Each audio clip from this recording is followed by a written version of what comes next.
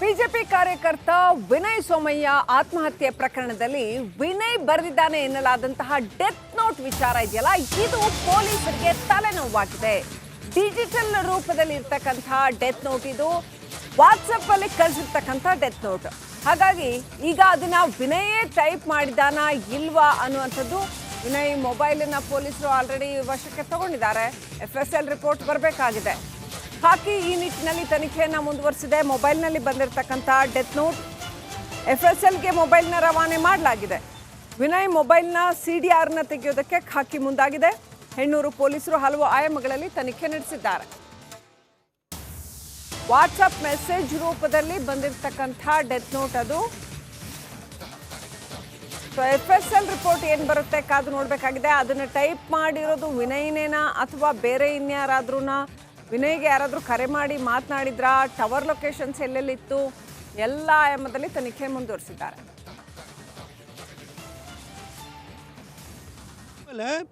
ಅದನ್ನ ಮತ್ತೆ ವಾಟ್ಸಪ್ ಗ್ರೂಪ್ನಲ್ಲಿ ಎಲ್ಲ ಕೊಡಗಿನ ವಾಟ್ಸಪ್ ಗ್ರೂಪ್ಗಳಲ್ಲಿ ಹಾಕೋದು, ಇವನ್ನ ಕಿಡಿಗೇಡಿ ಅನ್ನೋದು. ಆಮೇಲೆ 107 ಹಾಕ್ಸ್ತೀವಿ ಅಂತ ಹೇಳ್ಬಿಟ್ಟು ಅವರಿಗೆ ರೌಡಿ ಶೀಟ್ ಓಪನ್ ಮಾಡಿಸ್ತೀವಿ ಅಂತ ಹರಾಜ್ ಮಾಡೋದು ಯಾಕೆ ಬೇಕು? ಅವನು ಹೇಳಿದ್ದಾನೆ, ಅದರೊಳಗಡೆ ಸ್ಪಷ್ಟವಾಗಿ ಹೇಳಿದ್ದಾನೆ, ನಾನು ಪೋಸ್ಟು ಮಾಡಿದ್ದಲ್ಲ ಅಂತ. ಆದರೂ ಕೂಡ ಇನ್ಯಾವನು ಕೂಡ ಕೊಡಗಲ್ಲಿ ಧ್ವನಿ ಎತ್ತಬಾರ್ದು. ಏನು ಇವರೇನು ಡಿಕ್ಟೇಟರ್ಸ್? ಇವರು ಎಂತೆಂಥ ಡಿಕ್ಟೇಟರ್ಸ್ಗಳೇ. ಆ ಡಿಕ್ಟೇಟರ್ ಹಿಟ್ಲರ್ನೇ ಸೂಸೈಡ್ ಮಾಡ್ಕೊಂಡು ಸತ್ತ, ಮುಸೊಲಿನಿನೇ ಸತ್ತ. ನೀ ಯಾರು ಪೊಲಣ?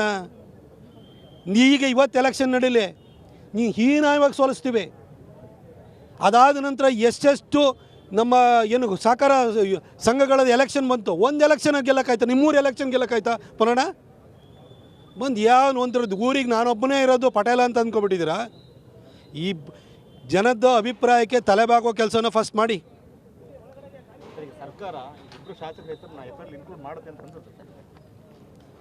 ಮಾಡಬೇಕು ಅನ್ನೋದು ನಮ್ಮ ಹೋರಾಟವಾಗಿದೆ. ಒಂದು ವೇಳೆ ಮಾಡಿಲ್ಲ ಅಂದರೆ ನಮ್ಮ ಹೋರಾಟ ಮುಂದುವರಿಯುತ್ತೆ. ನಾವು ಕುಟುಂಬದವ್ರ ಹತ್ರ ಮಾತಾಡಿರಿ, ನಾವು ಅಂತ್ಯ ಸಂಸ್ಕಾರ ಮಾಡಬಾರ್ದು ಅಂತ ಕೇಳಿಕೊಂಡು ಅವ್ರು ಒಪ್ಕೊಂಡಿದ್ದಾರೆ. ನಾವು ನಮ್ಮ ಹೋರಾಟವನ್ನು ಮುಂದುವರಿಸ್ತೀವಿ. FIR ಹಾಕೋದ್ರಿಂದ ಇವರಿಗೇನು ನಷ್ಟ? ಸಿದ್ದರಾಮಯ್ಯನವ್ರ ಹೆಂಡತಿ ವಿರುದ್ಧನೇ FIR ಆಗಿತ್ತು ರೀ.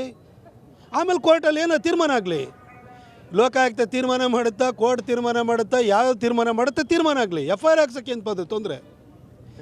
ಮುಖ್ಯಮಂತ್ರಿಯವರ ಪತ್ನಿ ವಿರುದ್ಧನೇ FIR ಆಗಿರಲಿಲ್ವಾ? ಇದರಲ್ಲಿ FIR ಮಾಡಿಸಿ. ಏನು ಇಬ್ಬರು MLAಗಳು ಏನು ನಿಮ್ಮೇನು ಕಾಂಗ್ರೆಸ್ಸಿನ ಕಟ್ಟು ಬೆಳೆಸಿರೋರು ಇವರೇನು? ಕಾಂಗ್ರೆಸ್ಸಿನ ಹಿನ್ನೆಲೆ ಇರೋರು ಇವರೇನು? ಎಲ್ಲ ಪಕ್ಷಕ್ಕೆ ಜಂಪ್ ಮಾಡ್ಕೊಂಡು ಬಂದಿರೋ ಹಿನ್ನೆಲೆ ಇರೋದು ಇವರಿಬ್ಬರಿಗೂ. ಬಿಜೆಪಿ ಕಾರ್ಯಕರ್ತನ ಟಾರ್ಗೆಟ್ ಮಾಡಲಾಗಿದೆ ಅಂತ ಸ್ಪಷ್ಟವಾಗಿ ಟಾರ್ಗೆಟ್ ಮಾಡ್ತಾ ಇದ್ದಾರೆ. ಅದಕ್ಕೋಸ್ಕರನೇ ನಾವಿಲ್ಲಿ ಬಂದಿರೋದು. ನಮ್ಮ ರಾಜ್ಯಾಧ್ಯಕ್ಷರಾಗಿರೋ ವಿಜೇಂದ್ರ ಅವರು ಇನ್ನು ಕೆಲವೇ ಮಿನಿಟಲ್ಲಿ ಇಲ್ಲಿ ಬರ್ತಾರೆ. ಅಲ್ಲಿ ನಿನ್ನೆ R ಅಶೋಕಣ್ಣವರು, ಅಶ್ವಥ್ ನಾರಾಯಣವರು, ನಮ್ಮ ಚಲವಾದಿ ನಾರಾಯಣ ಸ್ವಾಮಿಯವರು ಸ್ಟೇಷನ್ಗೆ ಹೋಗಿ ಕೂತ್ಕೊಂಡ್ರು. ಅಲ್ಲೂ ಕೂಡ ಮಿಸ್ಲೀಡ್ ಮಾಡುವಂತಹ ಒಂದು ಕೆಲಸ ನಡೀತು. ನಾನು ಪೊಲೀಸರು ಒತ್ತಡದಲ್ಲಿದ್ದಾರೆ ಅಂತ ನನಗೆ ಗೊತ್ತು. ಆದರೆ ಪೊಲೀಸ್ ಇಲಾಖೆನ ನಾನು ಮನವಿ ಮಾಡ್ಕೊಳ್ತೀನಿ.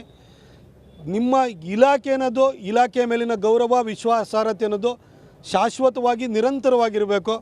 ಸಿದ್ದರಾಮಯ್ಯ ಅಂತವರು, ಈ ಪೊನ್ನಣ್ಣನಂತವರು ಬರ್ತಾರೆ ಹೋಗ್ತಾರೆ, ನಾವು ಬರ್ತೀವಿ ಹೋಗ್ತೀವಿ. ಆದರೆ ಇಲಾಖೆ ಗೌರವ ಇರಬೇಕು. ಅದಕ್ಕೆ ಗೌರವ, ವಿಶ್ವಾಸಾರ್ಹತೆ ಉಳಿಬೇಕು. ದಯವಿಟ್ಟು FIRನಲ್ಲಿ ಇವರಿಬ್ಬರು ಹೆಸರನ್ನು ಸೇರಿಸಿ.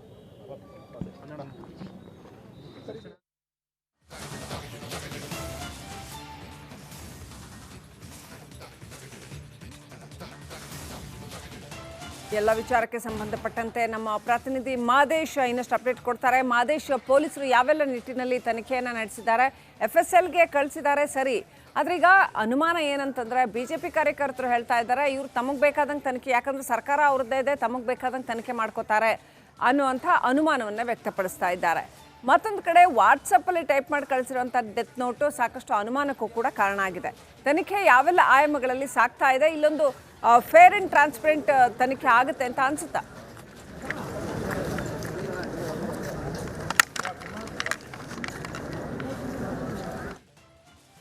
ಆತ್ಮಹತ್ಯೆ ಪ್ರಕರಣಕ್ಕೆ ಸಂಬಂಧಪಟ್ಟಂತೆ FIR ದಾಖಲಿಸಿಕೊಂಡು ತನಿಖೆ ಮಾಡುವಂಥ ಕೆಲಸವನ್ನು ಮಾಡ್ತಿದ್ದಾರೆ. ಇಲ್ಲಿ ಪ್ರಮುಖವಾಗಿ ಪೊಲೀಸರಿಗೆ ತಲೆನೋವಾಗಿರುವಂಥದ್ದು ಆ ಒಂದು ಡೆತ್ ನೋಟ್. ಯಾಕಂದರೆ ಸಾಮಾನ್ಯವಾಗಿ ಹಲವು ಪ್ರಕರಣಗಳಲ್ಲೂ ಕೂಡ ನಾವು ಗಮನಿಸಿರ್ತೀವಿ, ಡೆತ್ ನೋಟ್ ಬರೆದಂಥ ಸಂದರ್ಭದಲ್ಲಿ ಅಂದರೆ ಪೇಪರ್ ಮೇಲೆ ಬರೆದಿರುವಂಥ ಡೆತ್ ನೋಟ್ ಆ ಒಬ್ಬ ವ್ಯಕ್ತಿ ಬರೆದಿರ್ಬೋದು ಅನ್ನೋಂಥದ್ದು ಮೇಲ್ನೋಟಕ್ಕೆ ಆ ಒಂದು ಹ್ಯಾಂಡ್ ರೈಟ್ಗಳಿಂದ ಪರಿಶೀಲನೆ ಮಾಡಿದಂಥ ಸಂದರ್ಭದಲ್ಲಿ ಗೊತ್ತಾಗುತ್ತೆ. ಆದರೆ ಈಗಿನ ಡಿಜಿಟಲ್ ಯುಗದಲ್ಲಿ ಅವರು ವಾಟ್ಸಪ್ ಮೂಲಕ ಆ ಒಂದು ಡೆತ್ ನೋಟ್ ಬರೆದಿರೋದ್ರಿಂದ ಅದು ಅವರೇ ಬರೆದಿದ್ರ ಅನ್ನುವಂಥದ್ದು ಸಾಕಷ್ಟು ಅನುಮಾನಗಳನ್ನು ಇಲ್ಲಿ ಪೊಲೀಸರಿಗೆ ಮೂಡಿಸಿದೆ. ಯಾಕಂದರೆ ಈ ಒಂದು ಸಂದರ್ಭದಲ್ಲಿ ಅವರೇ ಟೈಪ್ ಮಾಡೋದಾಗಿರ್ಬೋದು ಅಥವಾ ಬೇರೊಂದು ವ್ಯಕ್ತಿಯಿಂದ ಟೈಪ್ ಮಾಡಿಸಿರುವಂಥ ಸಾಧ್ಯತೆಗಳು ಕೂಡ ಇರುತ್ತೆ. ಹೀಗಾಗಿ ಡೆತ್ ನೋಟ್ಗೆ ಸಂಬಂಧಪಟ್ಟಂತೆ ಪೊಲೀಸರು ಮಾಹಿತಿಯನ್ನು ಕಲೆ ಹಾಕುವಂಥ ಕೆಲಸವನ್ನು ಮಾಡ್ತಿದ್ದಾರೆ. ಪ್ರಮುಖವಾಗಿ ಆ ಒಂದು ಆತ್ಮಹತ್ಯೆ ಮಾಡಿಕೊಳ್ಳುವಂಥ ಸಂದರ್ಭದಲ್ಲಿ ಜೊತೆಗೆ ಅದಕ್ಕಿಂತಲೂ ಮುಂಚೆ ಮತ್ತು ಆ ನಂತರ ಏನೆಲ್ಲ ಆಗಿದೆ ಅನ್ನೋದಕ್ಕೆ ಸಂಬಂಧಪಟ್ಟಂತೆ ಪೊಲೀಸರು ಟೆಕ್ನಿಕಲಿ ಮಾಹಿತಿಯನ್ನು ಕಲೆ ಹಾಕುವಂಥ ಕೆಲಸವನ್ನು ಮಾಡ್ತಿದ್ದಾರೆ. ಆ ಒಂದು ಡೆತ್ ನೋಟ್ ಬರೆಯೋಕ್ಕೂ ಮುಂಚೆ ಏನೆಲ್ಲ ಆಯಿತು, ಅವರು ಆತ್ಮಹತ್ಯೆ ಮಾಡ್ಕೊಳ್ಳೋದಕ್ಕೂ ಮುಂಚೆ 2 ರಿಂದ 3 ತಾಸುಗಳ ಹಂತರದಲ್ಲಿ ಅವರಿಗೆ ಯಾರೆಲ್ಲ ಕರೆ ಮಾಡಿದ್ರು, ಜೊತೆಗೆ ಇವರಿಂದ ಕೊನೆಯದಾಗಿ ಯಾರಿಗೆ ಕರೆಗಳು ಹೋಗ್ತಿತ್ತು ಕಳೆದ 2-3 ದಿನಗಳಿಂದಲೂ ಕೂಡ, ಅಂದರೆ ಅವರು ನಿನ್ನೆ ಆತ್ಮಹತ್ಯೆ ಮಾಡ್ಕೊಂಡಿದ್ದಾರೆ. ಆತ್ಮಹತ್ಯೆ ಮಾಡ್ಕೊಳ್ಳೋದಕ್ಕಿಂತಲೂ ಮುಂಚೆ 3-4 ದಿನಗಳ ಕಾಲ ಯಾರಿಗೆಲ್ಲ ಸತತವಾಗಿ ಕರೆಗಳು ಹೋಗಿರುತ್ತೆ, ಯಾರಿಂದ ಸತತವಾಗಿ ಕರೆಗಳು ಬಂದಿರುತ್ತೆ, ಕಾನ್ವರ್ಸೇಷನ್ಗಳು ಏನಾಗಿದೆ ಅನ್ನೋದಕ್ಕೆ ಸಂಬಂಧಪಟ್ಟಂತೆ ಒಂದಷ್ಟು ತನಿಖೆ ಮಾಡುವಂಥ ಕೆಲಸವನ್ನು ಮಾಡ್ತಿದ್ದಾರೆ. ಯಾಕಂದರೆ ಅವರು ಡೆತ್ ನೋಟ್ನಲ್ಲಿ ಒಂದಷ್ಟು ಅಂಶಗಳನ್ನು ಪ್ರಮುಖವಾಗಿ ಉಲ್ಲೇಖ ಮಾಡುವಂಥ ಕೆಲಸವನ್ನು ಮಾಡಲಾಗಿದೆ. 2 ತಿಂಗಳಿಂದಲೂ ಕೂಡ ನನಗೆ ಈ ಒಂದು ಕೇಸ್ಗಳಲ್ಲಿ, ಅಂದರೆ ಅವರ ವಿರುದ್ಧ ಏನು FIR ಆಗಿತ್ತು, ಆ ಒಂದು FIRಗೆ ಸಂಬಂಧಪಟ್ಟಂತೆ ಮಾನಸಿಕವಾಗಿ ಸಾಕಷ್ಟು ನಾನು ಟಾರ್ಚರನ್ನು ಅನುಭವಿಸ್ತಿದ್ದೀನಿ. ಪದೇ ಪದೇ ಪೊಲೀಸರು ನನಗೆ ವಿಚಾರಣೆಗೆ ಬರುವಂಥದ್ದಾಗಿರ್ಬೋದು, ಮನೆಗೆ ಬಂದು ಪರಿಶೀಲನೆ ಮಾಡುವಂಥದ್ದಾಗಿರ್ಬೋದು, ಈ ರೀತಿಯಾದಂಥ ಒಂದು ವಿಚಾರಗಳಲ್ಲಿ ನನಗೆ ಸಾಕಾಗಿದೆ, ಅದರಿಂದ ಮನನೊಂದು ನಾನು ಆತ್ಮಹತ್ಯೆನ ಮಾಡ್ಕೊಡ್ತಿದ್ದೇನೆ ಅಂತೇಳಿ ಆ ಒಂದು ಡೆತ್ ನೋಟ್ನಲ್ಲಿ ಉಲ್ಲೇಖ ಮಾಡಲಾಗಿದೆ. ಬಿಜೆಪಿ ಕಾರ್ಯಕರ್ತ ವಿನಯ್ ಸೋಮಯ್ಯ ಆತ್ಮಹತ್ಯೆ ಪ್ರಕರಣದಲ್ಲಿ ವಿನಯ್ ಬರೆದಿದ್ದಾನೆ ಎನ್ನಲಾದಂತಹ ಡೆತ್ ನೋಟ್ ವಿಚಾರ ಇದೆಯಲ್ಲ, ಇದು ಪೊಲೀಸರಿಗೆ ತಲೆನೋವಾಗಿದೆ. ಡಿಜಿಟಲ್ ರೂಪದಲ್ಲಿ ಇರ್ತಕ್ಕಂಥ ಡೆತ್ ನೋಟ್ ಇದು, ವಾಟ್ಸಪ್ ಅಲ್ಲಿ ಕಳಿಸಿರ್ತಕ್ಕಂಥ ಡೆತ್ ನೋಟ್. ಹಾಗಾಗಿ ಈಗ ಅದನ್ನ ವಿನಯೇ ಟೈಪ್ ಮಾಡಿದಾನ ಇಲ್ವಾ ಅನ್ನುವಂಥದ್ದು. ವಿನಯ್ ಮೊಬೈಲನ್ನ ಪೊಲೀಸರು ಆಲ್ರೆಡಿ ವಶಕ್ಕೆ ತಗೊಂಡಿದ್ದಾರೆ. FSL ರಿಪೋರ್ಟ್ ಬರಬೇಕಾಗಿದೆ. ಹಾಕಿ ಈ ನಿಟ್ಟಿನಲ್ಲಿ ತನಿಖೆಯನ್ನ ಮುಂದುವರಿಸಿದೆ. ಮೊಬೈಲ್ನಲ್ಲಿ ಬಂದಿರತಕ್ಕಂಥ ಡೆತ್ ನೋಟ್ FSLಗೆ ಮೊಬೈಲ್ನ ರವಾನೆ ಮಾಡಲಾಗಿದೆ. ವಿನಯ್ ಮೊಬೈಲ್ನ CDRನ ತೆಗೆಯೋದಕ್ಕೆ ಖಾಕಿ ಮುಂದಾಗಿದೆ. ಹೆಣ್ಣೂರು ಪೊಲೀಸರು ಹಲವು ಆಯಾಮಗಳಲ್ಲಿ ತನಿಖೆ ನಡೆಸಿದ್ದಾರೆ. ವಾಟ್ಸಪ್ ಮೆಸೇಜ್ ರೂಪದಲ್ಲಿ ಬಂದಿರತಕ್ಕಂಥ ಡೆತ್ ನೋಟ್ ಅದು. FSL ರಿಪೋರ್ಟ್ ಏನು ಬರುತ್ತೆ ಕಾದು ನೋಡಬೇಕಾಗಿದೆ. ಅದನ್ನು ಟೈಪ್ ಮಾಡಿರೋದು ವಿನಯ್ನೇನಾ ಅಥವಾ ಬೇರೆ ಇನ್ಯಾರಾದ್ರೂನಾ? ವಿನಯ್ಗೆ ಯಾರಾದರೂ ಕರೆ ಮಾಡಿ ಮಾತನಾಡಿದ್ರಾ? Tower locations ಎಲ್ಲೆಲ್ಲಿತ್ತು? ಎಲ್ಲ ಆಯಾಮದಲ್ಲಿ ತನಿಖೆ ಮುಂದುವರಿಸಿದ್ದಾರೆ.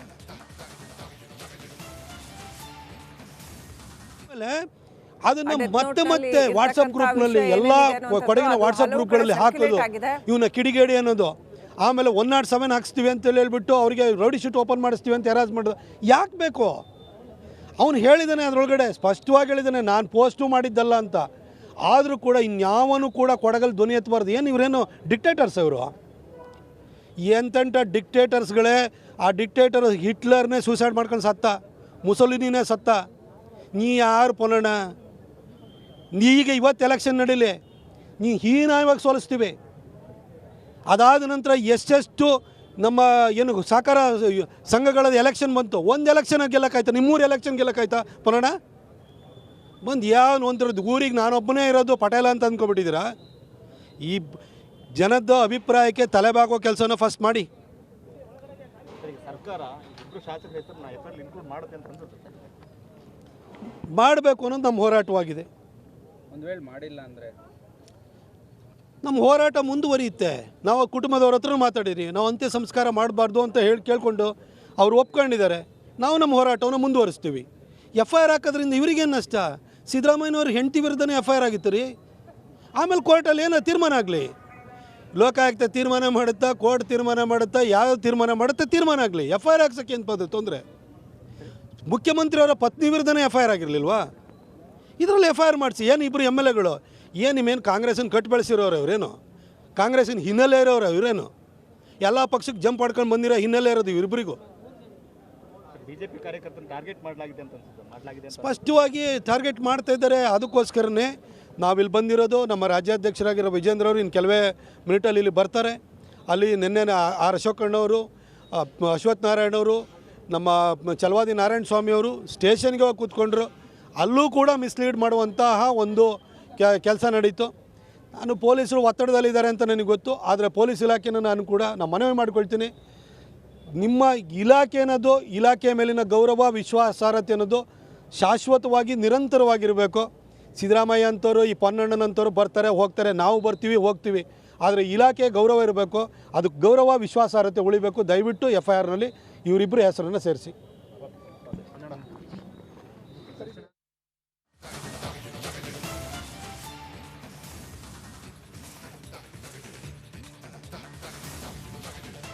ಎಲ್ಲ ವಿಚಾರಕ್ಕೆ ಸಂಬಂಧಪಟ್ಟಂತೆ ನಮ್ಮ ಪ್ರತಿನಿಧಿ ಮಾದೇಶ್ ಇನ್ನಷ್ಟು ಅಪ್ಡೇಟ್ ಕೊಡ್ತಾರೆ. ಮಾದೇಶ್, ಪೊಲೀಸರು ಯಾವೆಲ್ಲ ನಿಟ್ಟಿನಲ್ಲಿ ತನಿಖೆಯನ್ನು ನಡೆಸಿದ್ದಾರೆ, FSLಗೆ ಕಳಿಸಿದ್ದಾರೆ ಸರಿ, ಆದ್ರೆ ಈಗ ಅನುಮಾನ ಏನಂತಂದ್ರೆ ಬಿಜೆಪಿ ಕಾರ್ಯಕರ್ತರು ಹೇಳ್ತಾ ಇದ್ದಾರೆ ಇವ್ರು ತಮಗೆ ಬೇಕಾದಂಗೆ ತನಿಖೆ, ಯಾಕಂದ್ರೆ ಸರ್ಕಾರ ಅವ್ರದ್ದೇ ಇದೆ, ತಮಗೆ ಬೇಕಾದಂಗೆ ತನಿಖೆ ಮಾಡ್ಕೋತಾರೆ ಅನ್ನುವಂಥ ಅನುಮಾನವನ್ನು ವ್ಯಕ್ತಪಡಿಸ್ತಾ ಇದ್ದಾರೆ. ಮತ್ತೊಂದು ಕಡೆ ವಾಟ್ಸಪ್ಪಲ್ಲಿ ಟೈಪ್ ಮಾಡಿ ಕಳಿಸಿರುವಂಥ ಡೆತ್ ನೋಟು ಸಾಕಷ್ಟು ಅನುಮಾನಕ್ಕೂ ಕೂಡ ಕಾರಣ ಆಗಿದೆ. ತನಿಖೆ ಯಾವೆಲ್ಲ ಆಯಾಮಗಳಲ್ಲಿ ಸಾಗ್ತಾ ಇದೆ, ಇಲ್ಲೊಂದು ಫೇರ್ ಆ್ಯಂಡ್ ಟ್ರಾನ್ಸ್ಪರೆಂಟ್ ತನಿಖೆ ಆಗುತ್ತೆ ಅಂತ ಅನ್ಸುತ್ತಾ?